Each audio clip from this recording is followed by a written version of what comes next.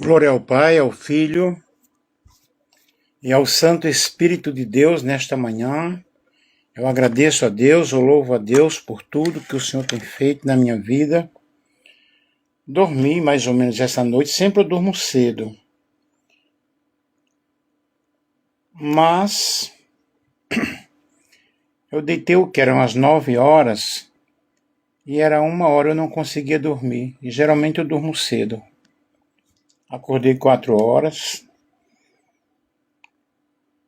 Talvez esteja preocupado porque dia 14 eu vou operar de catarata dessa vista aqui. Já fui operar o ano passado. Fiquei na mesa de cirurgia porque não tinha anestesista. E agora, dia 14, está marcado. Talvez essas preocupações. Orem por mim. E eu vou falar sobre obedecer é melhor do que sacrificar. É muito interessante nós estudarmos a palavra de Deus, estarmos envolvidos com a palavra de Deus, e o Senhor é bom o tempo todo.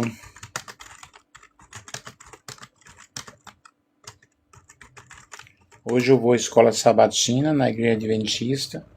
Faz muito tempo que eu não vou, deixei de ir, parei um pouco, devido a algumas coisas, não da igreja, né? Coisas pessoais.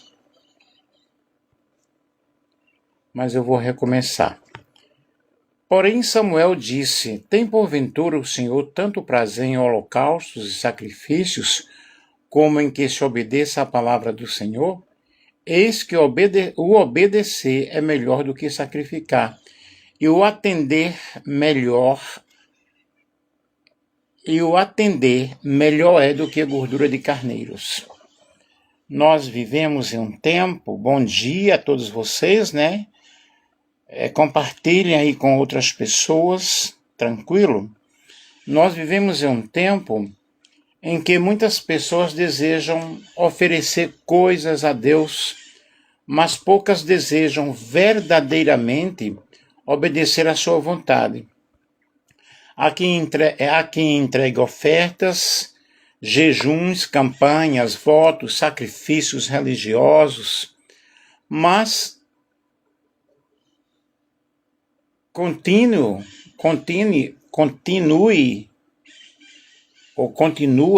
distante da prática da palavra. As pessoas querem bênçãos, as pessoas querem prosperidades, porém, eles não querem obedecer o que diz a palavra de Deus. A mensagem do profeta Samuel ao rei Saul continua ecoando até os dias atuais. Deus não procura apenas rituais externos, ele procura corações obedientes. E na realidade os rituais externos são mera religiosidade. As pessoas muitas vezes vivem de aparência, né? E de rituais. Porém, o verdadeiro adorador, a palavra de Deus nos diz que Deus está em busca de verdadeiros adoradores que o adorem em espírito e em verdade. Feliz sábado para todos vocês que estão entrando aí, ok? Vejamos aqui o contexto de Saul. O rei Saul recebeu uma ordem clara de Deus: destruir completamente os amalequitas. Porém, Saul resolveu obedecer apenas parcialmente. Ele poupou o rei Agag e guardou os melhores animais, tentando justificar sua desobediência, dizendo que seriam usados em sacrifícios ao Senhor. Ok? Quem eram os amalequitas? Os amalequitas foram um povo nômade mencionado no Antigo Testamento, conhecidos principalmente como inimigos de Israel. Segundo a tradição bíblica, eles descendiam de Amaleque, neto de Esaú. Vejamos aqui um pouco sobre a origem deles. A Bíblia relata que os amalequitas habitavam regiões desérticas ao sul de Canaã. próximas ao Negev e ao Sinai. Eram pessoas guerreiras. Bom dia a todos vocês que estão entrando. E frequentemente atacavam caravanas e povos vulneráveis. A primeira grande menção ocorre na Bíblia Sagrada quando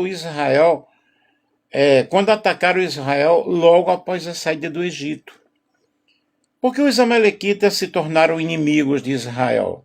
Segundo o relato bíblico, os amalequitas atacaram o povo hebreu de forma cruel, atingindo completamente os cansados e fracos que vinham atrás da multidão no deserto. Por isso, Deus declarou juízo contra eles. Lembra-te do que te fez Amaleque. Eles passaram a simbolizar oposição constante ao povo de Deus. Aí nós temos aí Saul e Amalequita. Nós vemos na Bíblia que Deus ordena ao rei Saul que enfrentasse os amalequitas como julgamento pelos ataques e violências do passado. Saul venceu a batalha, mas desobedeceu a ordem divina ao poupar o rei Agag e guardar animais de despojo. Foi nesse contexto que o profeta Samuel declarou: obedecer é melhor do que sacrificar. E nós temos significados simbólicos muito fortíssimos. Em muitos estudos e sermões cristãos, os amalequitas também aparecem como símbolo de oposição espiritual, pecado persistente, ataques contra a fé, forças que tentam impedir os propósitos de Deus. Essa é uma interpretação espiritual usada em pregações, além do contexto histórico bíblico. Vejamos aqui a visão histórica. Fora da Bíblia, existem poucas informações históricas confirmadas sobre os amalequitas. A maior parte do que sabemos vem dos textos bíblicos do Antigo Testamento. E alguns estudiosos entendem que os amalequitas, como tribos seminômades do deserto do sul da antiga Palestina. E a narrativa dos amalequitas mostra como, na tradução bíblica antiga, eram vistos como batalhas espirituais e nacionais. Também nos leva a refletir sobre a obediência, justiça e fidelidade dentro do contexto da fé hebraica antiga. Me compreendem? Bom dia, feliz sábado para todos vocês que estão entrando aí, ok? Que Deus abençoe a todos vocês. Então vejam, Deus rejeitou Saul não por falta da religiosidade, mas por falta de obediência. Deus quer obediência, Deus não quer aparência.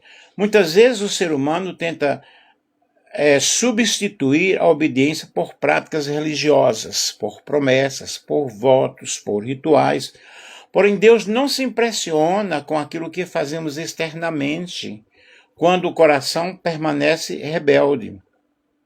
Jesus também ele confrontou isso ao falar sobre os religiosos de sua época. Esse povo honra-me com os lábios, mas o seu coração estão bem distantes de mim. E é interessante nós observarmos que na época de Jesus as pessoas seguiam rituais, seguiam normas. Os religiosos da época de Jesus Cristo formavam grupos diferentes dentro do próprio judaísmo do primeiro século. E eles tinham forte influência sobre a vida espiritual, social e política do povo judeu. Sigam-me aí, compartilhem com outras pessoas. Os principais grupos religiosos da época de Jesus, nós temos os fariseus. Eles eram conhecidos pelo rigor na interpretação da lei de Moisés e das tradições religiosas. Vejamos aqui algumas características desse grupo. Valorizavam regras e pureza ritual. Criam na ressurreição e nos anjos. Tinham influência entre o povo, eram estudiosos das Escrituras. Jesus criticou muitos deles porque eles valorizavam mais a aparência espiritual do que o coração. É como muitos fazem hoje. Eles valorizam a pessoa externamente. No caso do homem, se está de paletó, se está de gravata. No caso da mulher, se está de vestido, se não corta o cabelo, se não usa uma pintura. E muitos hoje, na realidade, seguem essas regras, seguem esses rituais, criticam aqueles, por exemplo, que usam bermuda, que usam uma camiseta. Eu estava até vendo um vídeo, né? Hoje de madrugada, sobre um pastor detonando aqueles que usam bermuda. Eu mesmo uso bermuda. E Jesus criticou esse tipo de gente. Eles impunham pesos religiosos difíceis sobre as pessoas, regras absurdas. Demonstrava orgulho e legalismo. E Jesus disse: ai de vós, escribas e fariseus hipócritas. Jesus chamou-os de hipócritas. E esse tipo de gente, eles valorizam a aparência externa. Às vezes não importa o que a pessoa esteja praticando. Eu convivo com essa situação desde que eu me entendo de evangélico, desde que eu me entendo de gente. E apesar disso, nem todos eram maus. Alguns demonstravam abertura aos ensinamentos de Jesus, como Nicodemos. Mas Nicodemos, ele foi ter com Jesus e ele teve, evidentemente, a sua vida modificada.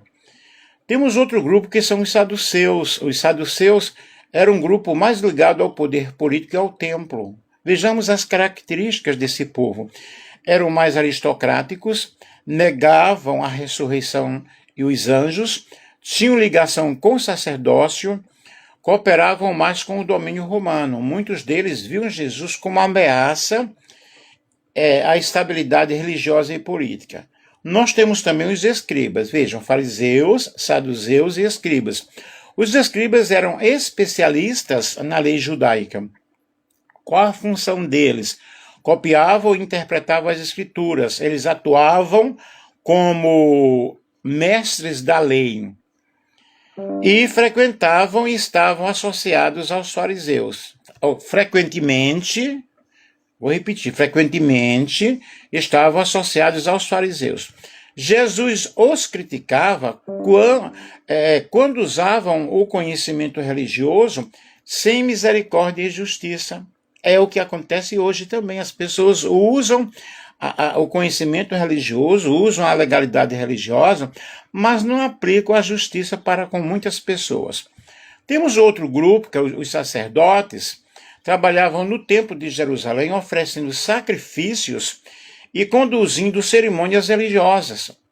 O sumo sacerdote tinha grande autoridade espiritual e profética, mas você observe que lá no caminho do bom samaritano, o sacerdote passou de largo e não deu a mínima importância. Os doutores da lei passaram de largo, não deram a mínima importância. O levita também a mesma coisa. E isso, queridos, é religiosidade.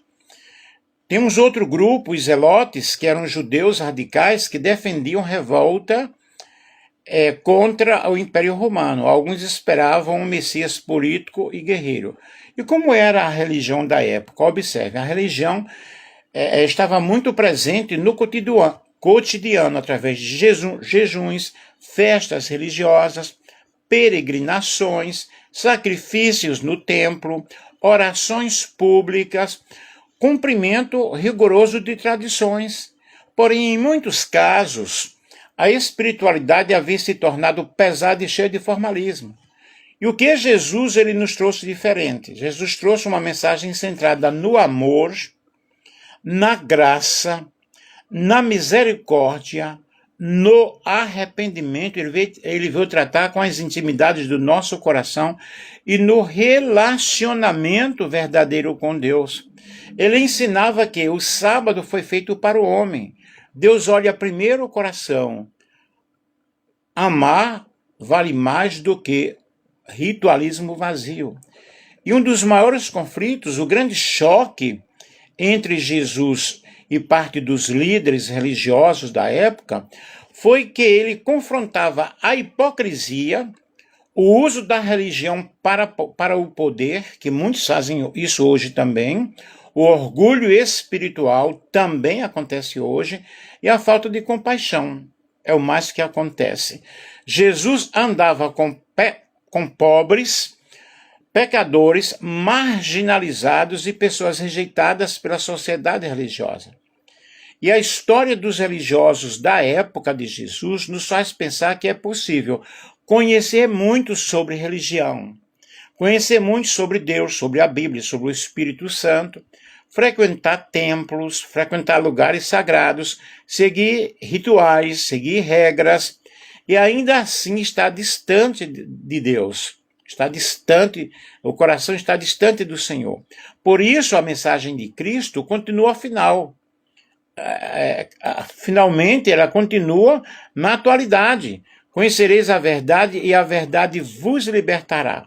Então, voltando para o nosso texto, quando diz que obedecer é melhor do que sacrificar, nós precisamos entender que o maior sacrifício que nós podemos oferecer a Deus é uma vida rendida à vontade do Senhor, uma vida rendida à vontade de Deus. Deus ele quer o nosso coração, Deus ele quer a nossa obediência. E vocês vejam bem o perigo da obediência parcial. Saul nos deixou totalmente, não deixou totalmente de obedecer. Ele obedeceu parcialmente. E a obediência parcial continua sendo desobediência, porque nós precisamos obedecer a Deus de todo o nosso corpo, com toda a nossa alma, com todo o nosso entendimento.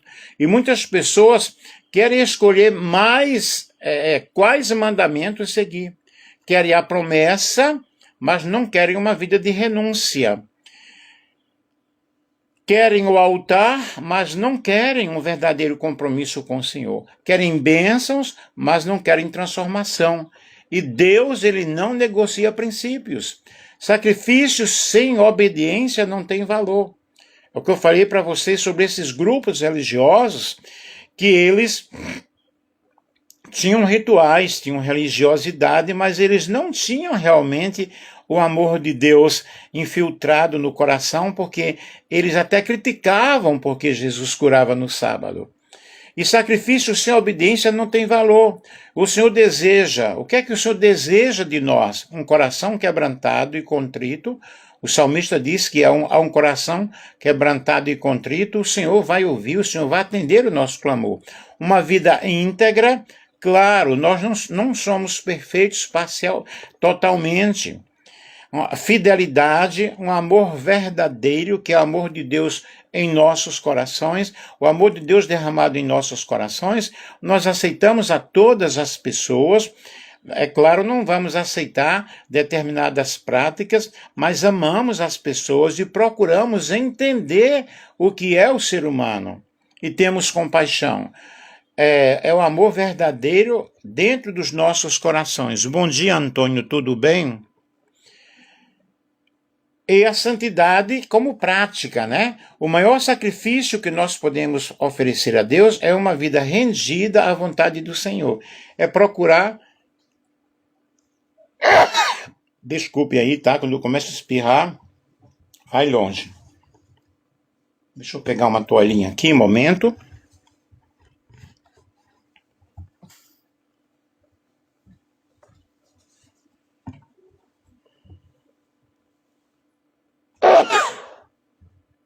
Eu dou muito espirro quando eu começo.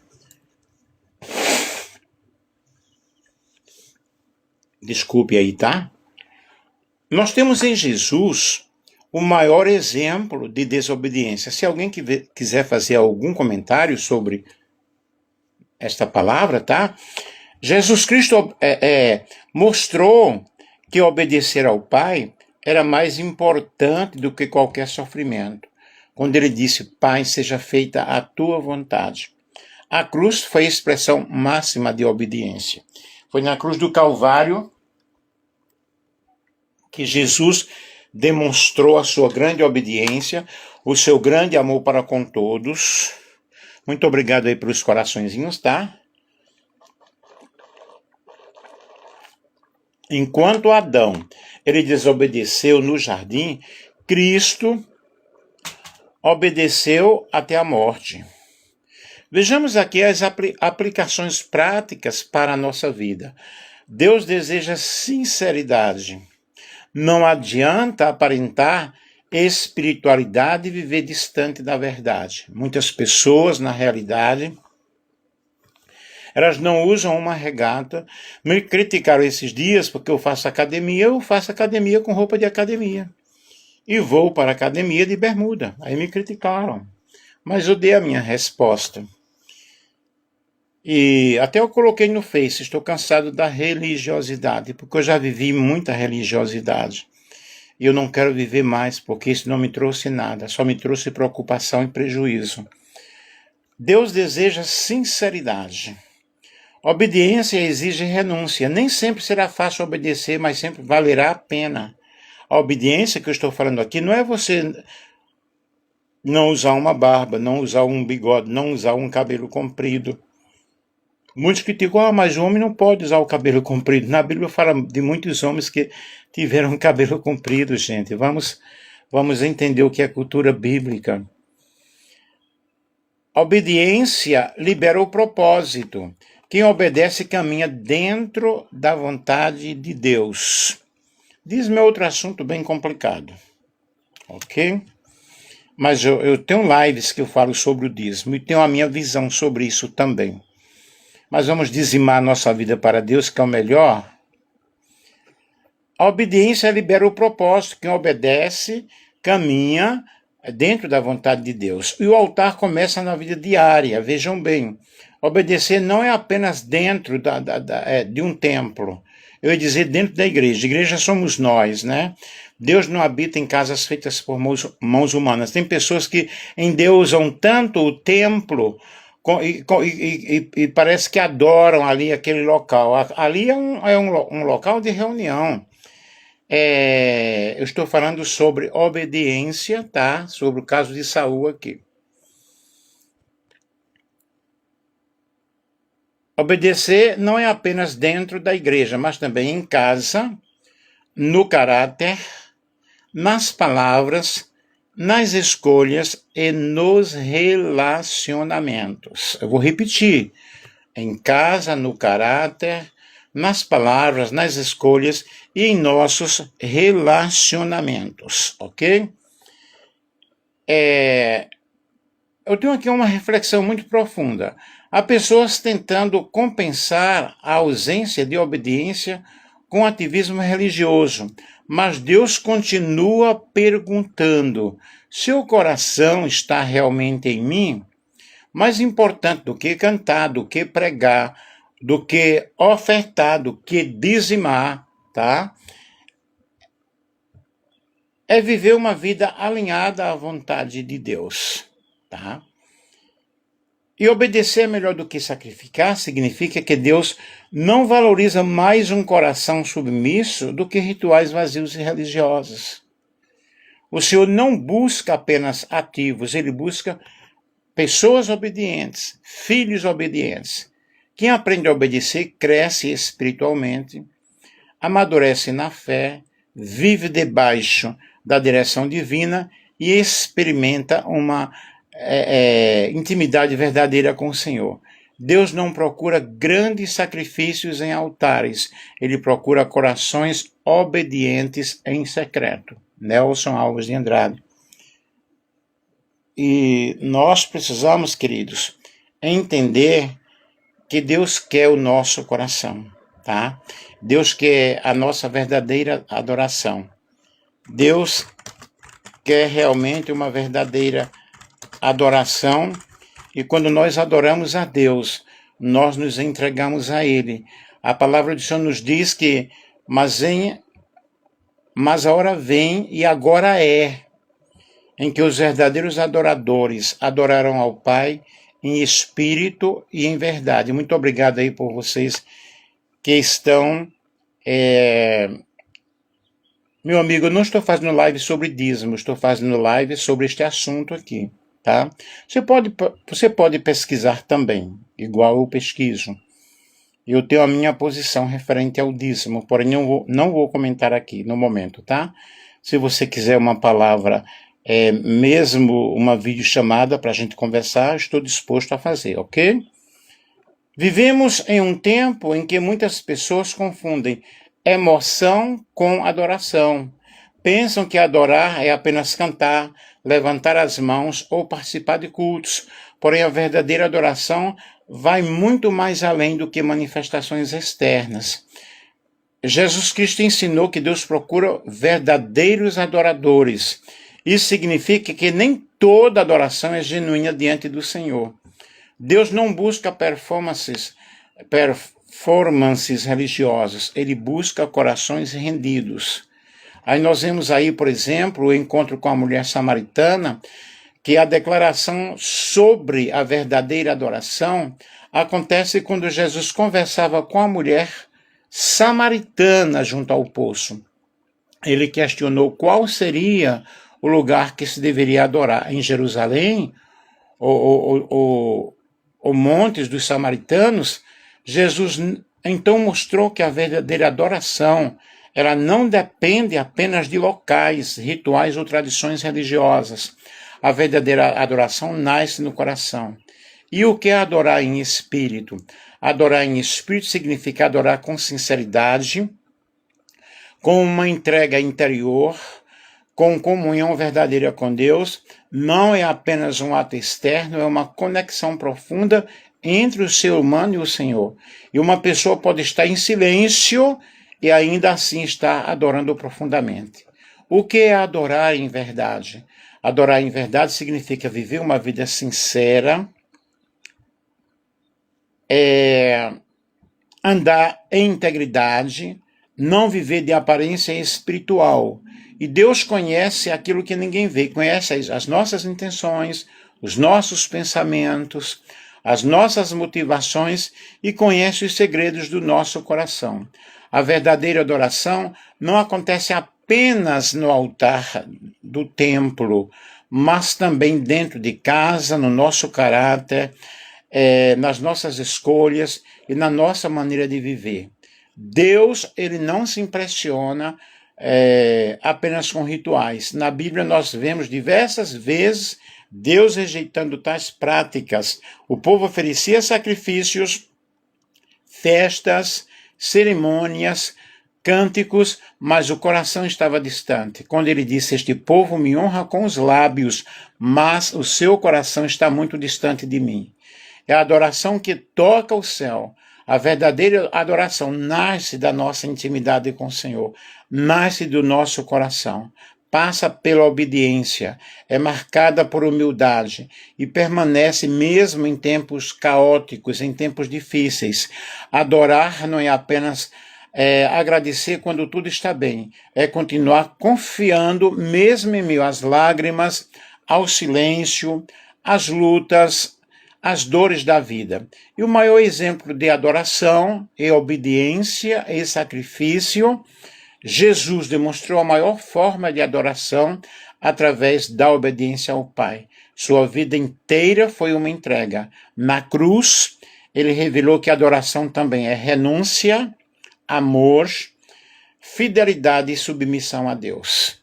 Como é que eu posso, então, desenvolver uma verdadeira adoração? Tenha intimidade com Deus. A adoração cresce através do nosso relacionamento espiritual com o Senhor. Um relacionamento diário. Viva com sinceridade. Deus prefere um coração quebrantado a uma religiosidade vazia. Obedeça a palavra. Obedecer é melhor do que sacrificar. Obediência é uma forma profunda de adoração. Adore além das emoções. A presença de Deus não depende apenas do que sentimos. E faça da sua vida um altar. A verdadeira adoração não termina quando o culto acaba, ela continua em nossa vida, né? E terminando aqui, muitas vezes buscamos experiências, buscamos sinais, emoções fortes, mas Deus continua procurando algo mais, um coração verdadeiro que lhe obedeça. E a maior adoração não é a mais barulhenta, mas é aquela sincera, né? Aquele pula-pula, aquele cai-cai que acontece em muitos grupos religiosos, no meu pentecostal, no meu dos grupos neopentecostais, aquilo ali não é adoração, tá? Não é adoração, nunca foi. Deus não procura apenas cantores, pregadores ou pessoas religiosas. Ele procura adoradores verdadeiros. E a verdadeira adoração, o coração se rende, a vida se alinha à vontade de Deus e a alma reconhece que somente o Senhor é digno, somente Ele é o Senhor. Mais importante do que impressionar é tocar o coração de Deus. E a verdadeira adoração não é medida pelo volume da voz, não é pelo grito, mas pela sinceridade do coração. E muitos pregadores, principalmente os pentecostais, todos praticamente querem gritar, como se Deus fosse surdo. E isso não é uma verdadeira adoração. A verdadeira adoração é justamente obedecer, é melhor do que sacrifício. Eu agradeço a todos que participaram aí da live, ok? Algumas perguntas eu posso responder no privado. O assunto aqui, na realidade, foi sobre a obediência, a adoração. Então, perguntas fora do contexto, eu disse no início, podem fazer perguntas dentro do contexto, tá? Pai amado, Pai querido, louvado seja o nome do Senhor. Eu te agradeço, Deus, por esse momento, por essa hora, pelo teu grande amor, pela tua misericórdia, e um sábado feliz para todos nós. Que a tua bênção esteja conosco, que esteja com todos aqueles que participaram aí da nossa live. Muito obrigado, Senhor, por esta manhã. Dá-nos um sábado feliz para a honra e glória do nome do Senhor. Em nome de Jesus. Amém.